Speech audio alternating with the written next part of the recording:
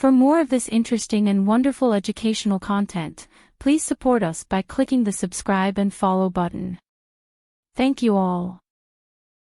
Part 1. Listening. Hello, I am Marie. I live in a small house in the countryside surrounded by lush green landscape that changes with the passing of time. When spring arrives, I wake up to the fresh morning breeze coming through the window. It's a magical moment when the flowers begin to blossom in the garden, bringing an explosion of colors and fragrances.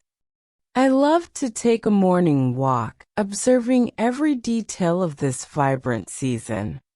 In the heat of summer, my days are filled with outdoor activities. I take care of my garden, picking fresh fruits and vegetables under the radiant sun. In the afternoon, there's nothing better than a dip in the nearby lake to cool off and enjoy the day. With the arrival of autumn, I witnessed the transformation of the landscapes. The leaves of the trees begin to change color, creating a visual spectacle. I enjoy walking through the forest, absorbing the unique energy of this transition season. Finally, winter brings with it the serenity of the snow, covering everything with its white mantle.